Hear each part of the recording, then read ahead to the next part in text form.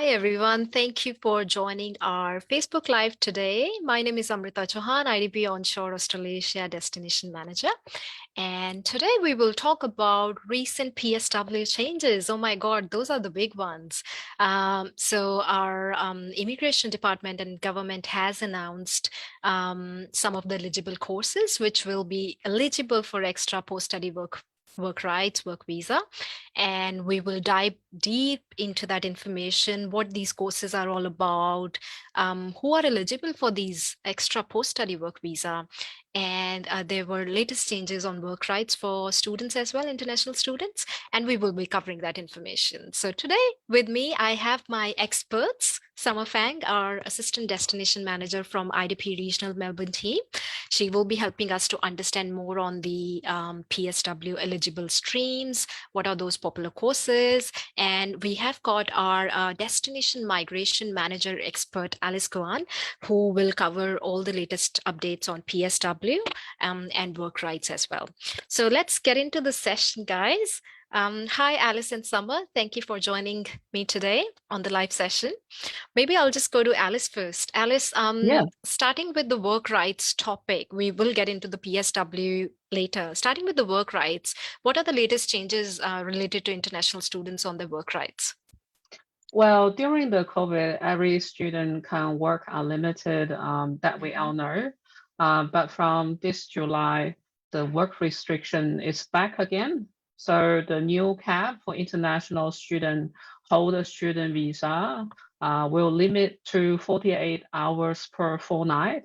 And the student, if you came to Australia to do your course from this July only, which means you haven't studied in the past, then you can only start to work once your course started. And the cap actually does not really cap you if you are in school holiday. So which means if you stay in Australia during Christmas break or New Year break, then you can work unlimited during that period as well to earn some extra bucks. That's pretty And good. we have a terminology called the student in session. So the Yes. student in session means if you are in school hour, the school hour actually include the duration that your university advertised for the exam period, not just the teaching period. So if the exam period is like 2 to 3 weeks, and you only need to do exam on 1 or 2 days during that period, but the whole period is considered in session. So you can't work unlimited besides that 2 or 3 days in the exam together with all the rest of the exam period days. So that's the thing. And the other very unique circumstances is that if you decided to stay in Australia during summer break, but you want to do some unit to count as a credit to your degree as well. So if you choose to do the summer school in term 3 and you want to do 1 unit, then you become in session again, even though you are in the summer holiday. So you need to be careful if you do a unit that will count towards a credit in your degree, then you can't actually work unlimited during that summer period because you are still in session in school. So that's 2 Got points it. that students need to be careful. And the other thing is that for research student, we are talking about research, master by research and PhD student. So once you starting to do that research degree, you don't need to worry about the cap as well. It won't applicable to you. And as well as the student, they have certain components they need to work to complete their degree, such as we know social work and nursing students, they need to go to the hospital or community center to work for a few hours. That's part of their training. So that part of the job will not be restricted to the cap because it's part of your degree. Got it. So anything part of the degree won't impact. And like you, Alice said, PhD students also won't get impacted for this one, right? They can still, No, as long as they no, start. PhD and the master by research as well. Masters by research. And if I'm, let's say, in masters by coursework or bachelor's, and if I haven't started my course, can I Then still? you can't start work. There you go. So again, for students' reference, so anyone newly arrived in Australia or haven't started the course basically cannot work. But once you start the course, then you can start working as per your work visa condition. And it's 48 hours, as Alice mentioned. During break, you can work full time. But remember, if you're in session, you are starting during summer break, then obviously you still need to compliance with the working rights. You can't work full time during that time, right? Alice, did I say it correct? There Yeah, you go. it's quite good. And we also have certain students that they start their degree not from this year, they maybe from last year or the year before, that not newly coming back student. If they already working in aged care sector on 9th of May 2023, just for those students, they can continue to work unlimited, but in Okay. aged care sector until the end of the year. Okay. So for only for aged care students working in aged care sector, and if they're working on 9th May 2023, then Yes. this rule is applicable. They can still work full time till December, but again, they need to relook into the whole arrangement again in November, December. So just keep an eye. Yeah. Yeah. Yeah. So these are the work rights changes, Alice. Yes. All of them. Amazing. So again, I think still a very good news for our students. They can work a little bit extra. And again, during your holiday break, proper break, you can still work full time. And remember that once you start your course, then you get into the work part, not before that. Aged care students are in exceptional cases. So again, if you're not sure, get in touch with IDP team and we will be able to support you with that information. Thank you, Alice. That's on the work right updates. Now let's move on to the most awaited topic, PSW. Now we know that last week, government has announced that students will be eligible for extra post-study work visa if they do study certain courses, which is on the list, which they Yeah. released last week. So Alice, what that announcement is all about? How do we interpret in a layman language for students? Well, it's covers lots of different cohorts, I guess. Lots of the students actually will benefit from this new setup. So on the list, I can see there are 3,264 Wow. qualifications that are eligible for that 2-year extension. So essentially, the student. So first of all, we can have a student who already on the first 485 post-study workstream. So if that's you, Mhm. then your degree is on that list. Now there are options for this student to apply for that 2-year extension. So they need to manually make the application to receive the 2 years. Okay. And we also have a regional student. So for regional student who doing the courses, those eligible courses on a regional campus, so these students, if they already on the 485 visa, they can choose to have that 2 years together with this regional extension or separately. So we also have student, we just got a question today that a Mhm. student complete the degree in Deakin Geelong campus, which is category 2 cities. So he can receive a regional extension for 1 year because it's category 2. And his degree also on that list, which means 2 years. So 2 plus 1 year. We can apply for a 3-year visa together.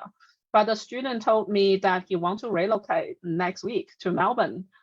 So for this particular circumstances, the student can still apply the 2-year extension, but not that extra year because The of the regional regional. one. Yeah. So he can choose to just apply that 2 years eligible courses and give up that 1 year regional.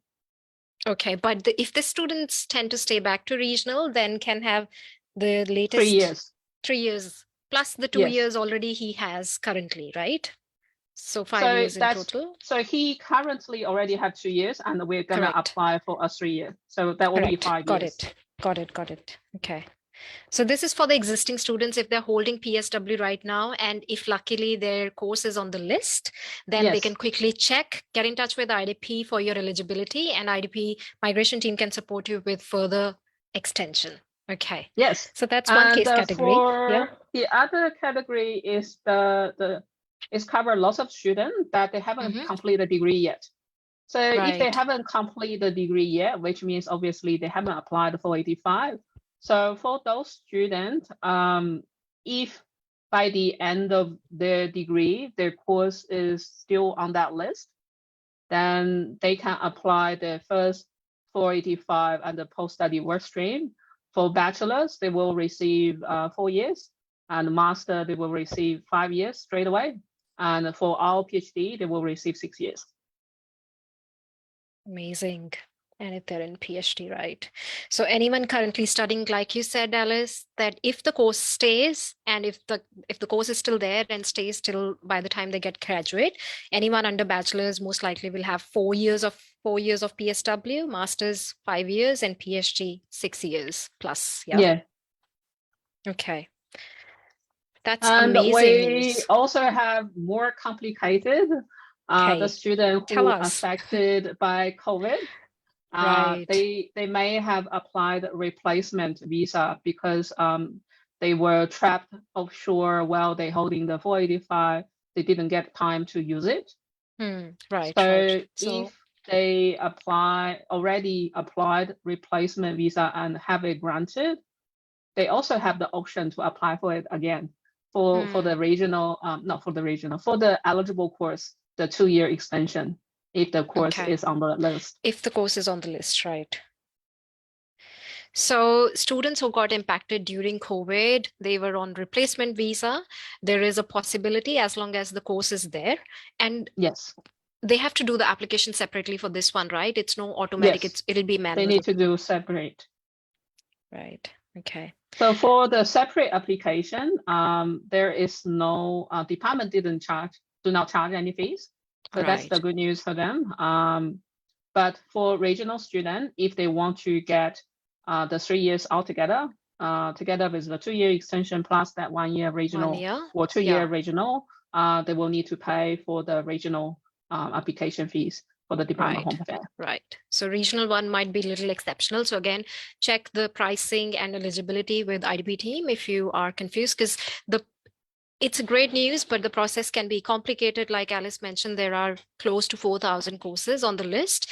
And yeah, just to understand your course eligibility and then which PSW you will fall into the which category, just get in touch with IDP team and we can make it easier for you, the whole process.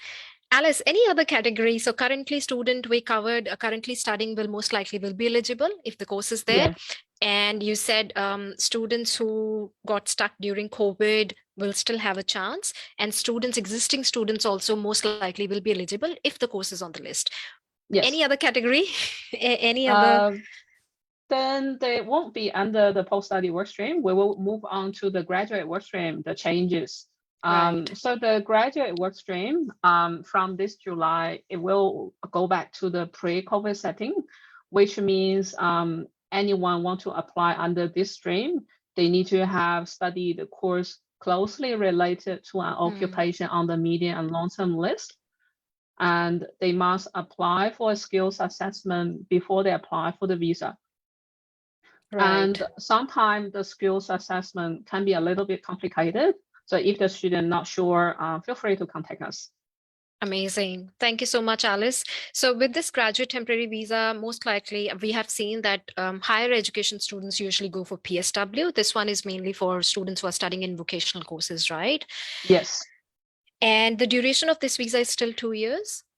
As for now? The department haven't said anything about sending it back to 18 months yet. So that's a good thing. It's still, we think it's 24 months. Yes. 24 months. So again, for students who are in diploma about to finish, they might be eligible to apply for this one as long as your course is on the medium long-term list, closely related to the list. And it is still 24 months. It used to be 18 months. And we don't know when it is going to go back to 18 months yet. The government is going to advise us further, but as for now, it's 24 months. And like Alice said, if you are not sure on the eligibility, course, and duration, just get in touch with IDP team, and we will be able to help you with your PSW application and with your graduate temporary visa application as well. Anything else, Alice, add on before I move to Summer to talk about popular streams? I think that's already complicated enough, so I won't add on too much material to this anymore. If the student have exceptional circumstances, feel free to contact us. Just contact us, yeah, and we can help you to check. Thank you, Alice. Very delivered information. So I hope this clarifies a bit of confusion around PSW eligibility. But again, if you're not sure, we will be able to support you. Now I'll move on to Summer. Thank you, Alice. Now we know that PSW, these are the eligibilities, but we are very keen to again dissect a little bit more on what are the eligible streams. I know there are 4,000 courses, so we are not going to cover that Summer today, but maybe I just ask you, what are the popular streams which are under this PSW eligible courses, and what are some of the popular courses, or name some universities as well for our reference? Yep, sure, Amrita. So there are 5 main streams which are eligible for the 485 visa extension. So these 5 streams are health science, teaching, engineering, ICT, and agriculture, and of course, actually also including doctoral degrees. So there are heaps of courses, like more than 3,300 courses that are eligible for the extension. And I know sometimes it's hard to find a course for the students as well, but I can tell you that all the doctoral degrees and some of the bachelor and master degrees are eligible, such as Bachelor of Agriculture, Bachelor of Airline Health, Bachelor and Master of Nursing, Social Work, Medicine, Master of Teaching, Bachelor and Master of Engineering, and ICT. So if you find your bachelor or the master course is not on the list, it means it's not eligible at the moment. So on the 1st of July, the qualifications are listed on the government website, where you can access to the link, which will be given below in our comment section as well later. So students, please refer to the full list of the course on the Department of Education. Just keep that in mind. The list of occupations and qualifications will be monitored and reviewed on an annual basis by the government. So that means the list of eligible qualification will be reviewed yearly. So it's important to discuss your plan with our IDP onshore counselors and migration team as well. So our team can guide you and also give you more information about your future plan. Thank you, Summer. That was a good information. Again, as Summer has highlighted, engineering, a big one, health science, teaching, ICT, agriculture, and you said, Summer, almost all the doctoral degrees are under this PSW arrangement. Correct. So again, for students, they can still go ahead and, go ahead with their further studies. And if they still need some information around what majors to choose, what masters and bachelors, we can still help you. And once you get into the course, obviously you most likely will be eligible for this extra PSW. Summer, you said, obviously the course list is quite big, and we have quite a few universities, pretty much from each state, I would say. Would you like to just share some of the names with us? For example, I was looking into the list and I saw like Deakin, RMIT, UTS. Exactly. Yes. Yeah, so there are many education providers on the list, and I'm just name a few because of the time. So in New South Wales, we have UNSW, USyd, Western Sydney University, UTS, Uni Newcastle, University of Wollongong, and so on. In Victoria, we have Uni Melbourne, Monash, Federation University, VU, RMIT, Deakin, etc., like Amrita, what you mentioned before. And in our tropical Queensland, we have UQ, QUT, Griffith, University of Sunshine Coast, and so on. So they are all on the list. South Australia, we have Uni Adelaide, Uni SA, Flinders, etc. And Western Australia, we have UWA, Curtin, ECU, Murdoch, and so on. And in our capital city, Canberra, we have ANU, University of Canberra, ACU, and so on. ACU. Yeah. Correct. Yeah. And ACU also got different campuses across different states as well. Yeah, like So we can, Victoria, and yeah. we can check that on the list as well. And Northern Tree has CDU, whereas Tasmania, we have University of Tasmania. So Amrita, the list is pretty much covers all the university in different states, and also some of the TAFEs and private colleges are also on the list as well. So pretty much Absolutely. all the education providers. Yeah, like Alice and Summer mentioned, there are between 3 to 4,000 courses. So almost all our public universities are there, and then institutes, state colleges are there as well. So we can definitely help you with the application process and PSW. But these are some of the highlights, and as Summer mentioned, these are the popular streams. So anything to do with ICT, engineering, we most likely will find the course on the list. That means you're eligible for extra post-study work visa extension, and these are also very popular in terms of migration side as well. We are not going to really talk about migration today, but just for your information, these popular courses and streams with extra PSW is also associated with the migration and career pathway as well. So again, it's quite interrelated. So if you're not sure which way to go, just come to IDP. We are also arranging an expo in August, and we will share that information in a few days' time with you guys. So again, anyone who is looking for next intake, you can attend our upcoming expo in August, and we can give you more information on the day. We will have our migration agents and university providers with us on the day and talk to you. So Summer, coming back to you, talking about expo and the popular streams, can we still make an application for July intake? That's a very good question, Amrita. It's pretty last minute for semester 2 intake, but if you want to apply, some of the applications are still opening. So please come to our expo and then talk to our counselor and representatives from the university and education providers. However, also some quota-based courses such as nursing, psychology, laboratory medicine have specific application deadline and available intake. So please consult with us, and also to know more about the entry requirements and availability as well. So overall, I feel like that choosing courses sometimes could be quite complicated when you need to consider so many factors, from your future job opportunities, graduation outcomes, migration benefits, or even like study further in research and doctoral degree, just like what we discussed before. But just don't forget, you can reach out to IDP counselors and our migration team to learn more about your options. Absolutely. Thank you so much. Thank you so much, Summer. And I totally agree with you. This is going to be your, the biggest decision in life. In fact, it is going to change your entire life. So just don't hesitate and try to have that genuine, advice. Get in touch with IDP. Our counselors make sure that you have up-to-date information. They provide you unbiased information. They will look into your best interest and give you the information where it is going to help you and lead you further.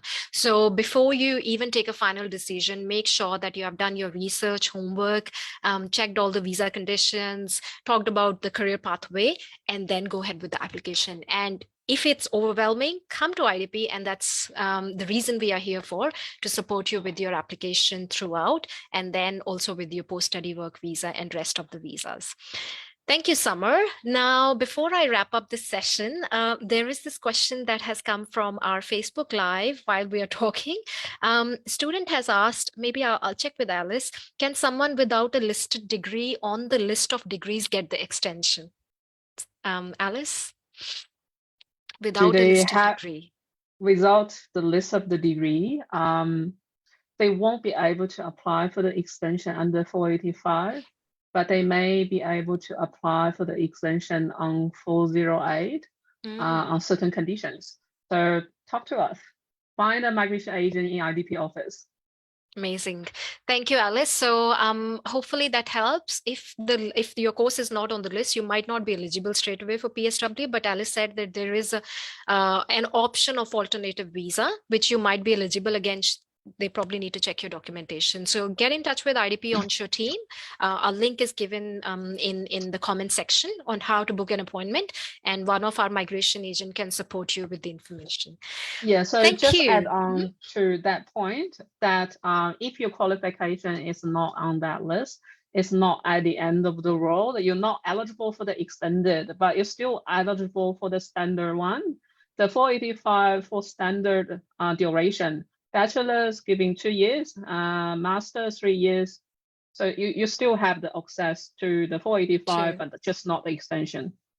Absolutely. No, I really like that part. Thank you, Alice, for posing that solution. Again, as Alice mentioned, this is not the end of the road. There are many more options in Australia to support our international students. So again, just get in touch. I really, really suggest to all the students who are in this kind of situation to please get in touch with IDP migration team and let them map out that option for you, give you the clear direction, and then you can take a decision whether you want to take it or whether you want to apply or study further or do something else.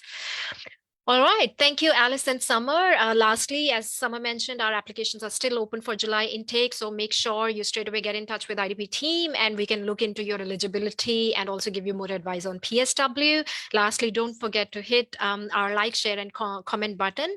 And we would like to, come back with more relevant information. Just write on what you really want to hear from our side. Our contact number is 1-800-664-700. So again, contact us or email us and we will be able to support you. Thank you so much. That's the end of our session today. Thank you. Thank you. Thank you, everyone.